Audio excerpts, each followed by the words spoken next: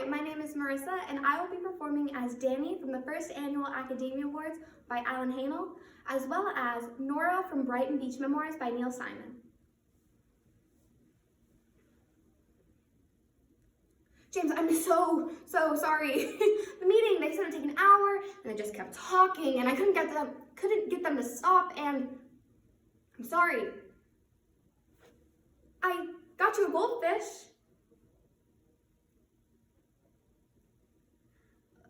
Because I wanted to get you flowers, but of course, and so I went to the store, but of course, today's the day that they don't have any flowers. But there was a pet shop next door, and they have puppies. But I figured, you don't want a puppy because it takes so much time, and you don't have time. So I got you a fish.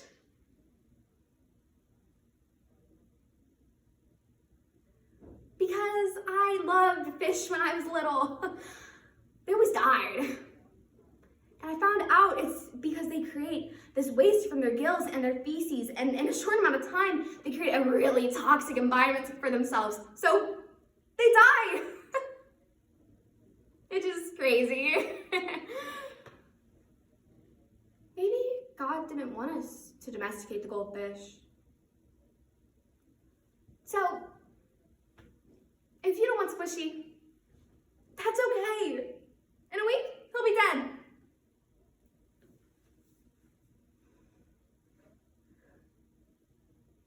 I can't believe it. Why couldn't I have something to say about it? I'm the one who has to pay for what you couldn't do with your own life. Is that it? I have tried so hard to get close to you. There was never any room. Whatever you had always went to Lori. Because she was lucky enough to be born sick. I can never turn a light on in my room at night or read in bed because Lori was always resting. I can never have a friend over on the weekends because Lori always needed her precious sleep.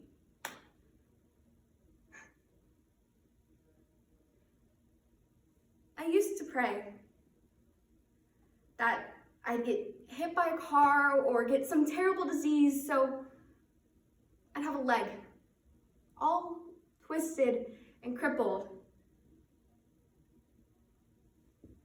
And then once, maybe just once, I'd get to crawl into bed next to you on a cold, rainy night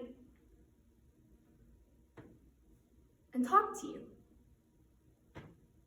and hold you until I fell asleep in your arms. Just once. Thank you.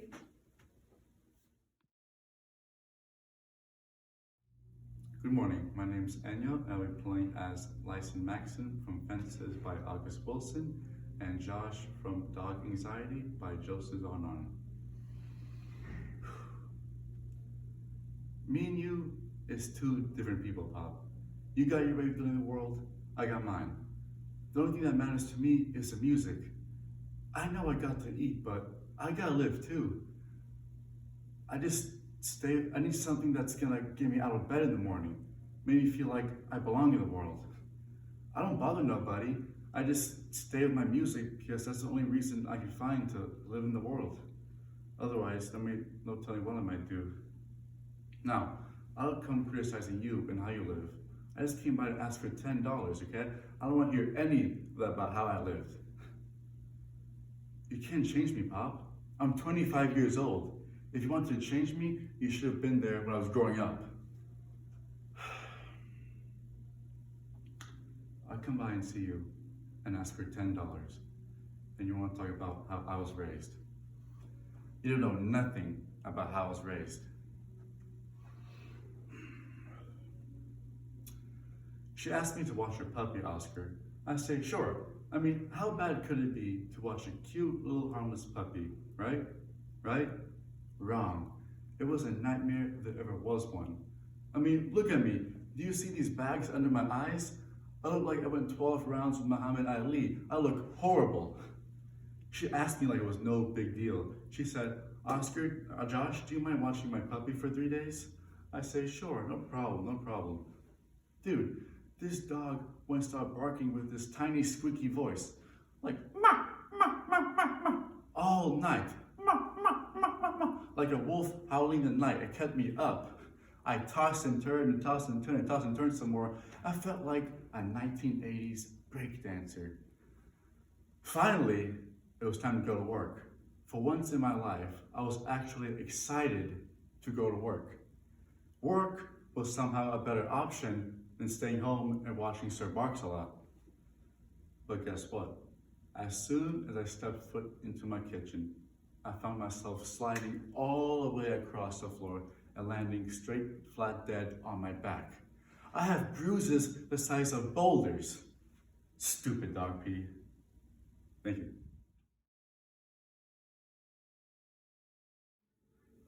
Hi, my name is Emma, and I'm performing monologues from The Coffee Table by Joseph Arnon and Whatever Happened to Luella Beans, also by Joseph Arnon.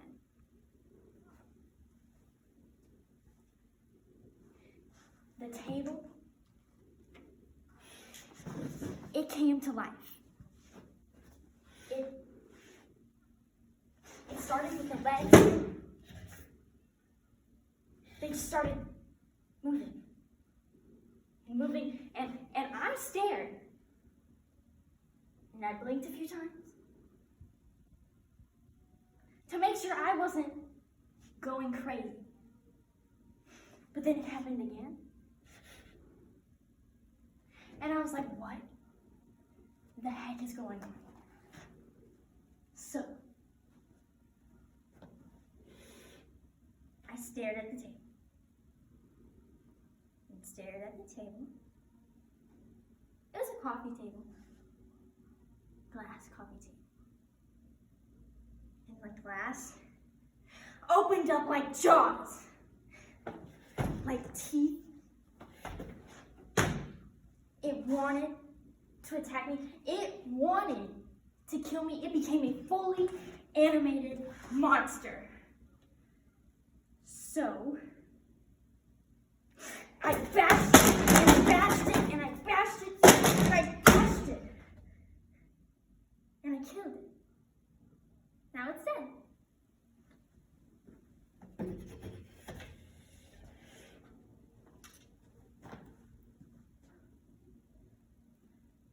I met and fell in love with a woman named Diamond. She was a diamond, all right. She could shine as bright as the sun, but would hurt you if you stared too long. Somewhere along the way, Luella must have gotten jealous or something or the other, and Luella and Diamond ended up together. It was hurt and betrayed and destroyed, and well, I tied Diamond up to a rowboat. I drove it out into the lake, shot a few holes in the boat, and watched as Diamond's shiny eyes glared back at me the entire time. Then I rowed back in a different boat, of course. And I wasn't so sure what to do about Luella. Her drugging was so out of control. I think the last straw came when she threatened to take you away from me. I had to make a decision, didn't I? So I came up with a plan. A bank robbery we could pull, promised her all of the money in the world, and would get us back on track. When the final verdict came, in my mind, I knew I had to take Luella down. So, that's what I did. Thank you. Hi, I'm Jack, and I will be portraying Ubu from the play Ubu, written by Adam Simkowitz, and Dusty from the play Clown Bar, also written by Adam Simkowitz. How I became king of the great expanding universe. I was not always king of the great expanding universe. My father was not king of the great expanding universe. In fact, there was no king of the great expanding universe. The universe was just a series of unrelated, non-governed, socialist, communist, anarchist, hedonist, neorealist, or vaguely democratic principalities, which is to say, oligarchies. So how then did I ever become king of the great expanding universe? Surely not by being elected. No. The secret is, can you keep a secret? I feel like you can keep a secret. Well, you better keep the secret. The secret is I did it through misinformation, intimidation, brute force, deceit, murder, bribery, theft, breaking laws, changing laws, murder. Did I say murder? And teaching people to blame themselves for their own misfortune.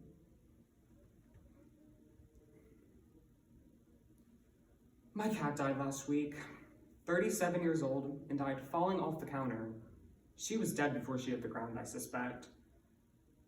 I still haven't even buried her, I'm just too sad about it. I just stuffed her in the freezer, now whenever I want a popsicle I see her, I just start crying again. On top of that, I noticed a tear in my couch. I should probably get some thread and stitch that up. You know what they say, a stitch in time, something about stitches. But it applies universally to all the ways of fascinating things, like pull up your zipper, you'll be cold later, or take your antibiotics before you give it to someone else, or go to rehab before you OD on cough syrup or PCP or whatever. Or take care of your mama. My mom is doing okay. In fact, I was having a pretty good day if I wasn't thinking about my cat or my couch, but then shotgun shot me in the butt. Thank you.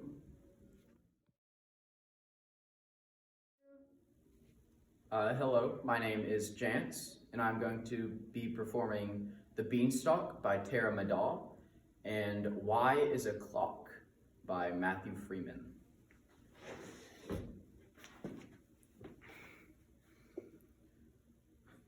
Hey, don't poke my eyes out. I'm not one of those sisters, stupid bird. Wait. Don't go. I'm kind of a bit stuck up here, and I don't want to be alone. No, please. I don't know if you can tell, but I can't really get down from here, and I don't want to be alone. See, I'm not really afraid of heights. When I was 9 months old, my mom found me in the barn on top of the brown cow. It's not really the getting up that scares me. It's the getting down.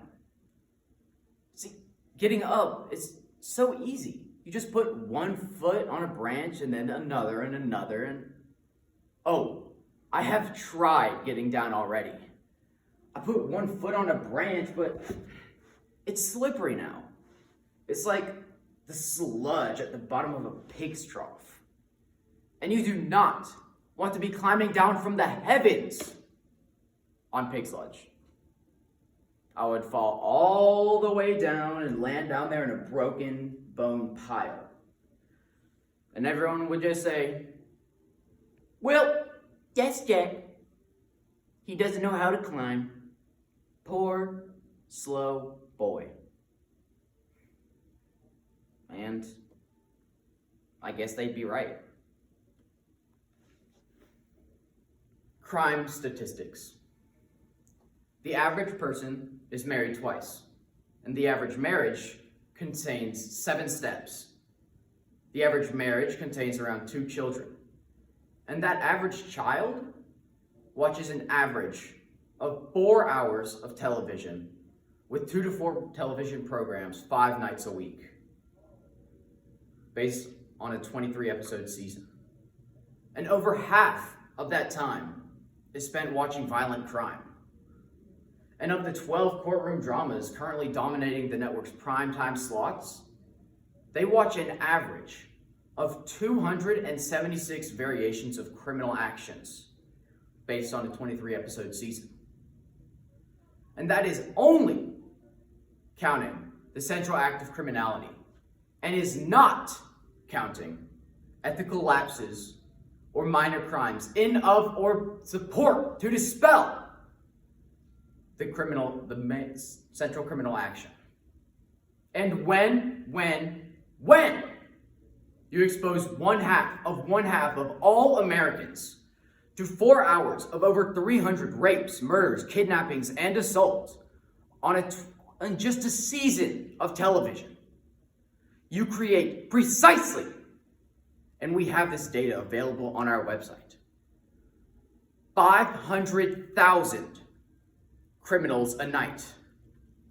And of those, 45,678 will commit crimes within 10 years from now. So how am I supposed to find your wife with all of this going on just because of television? See,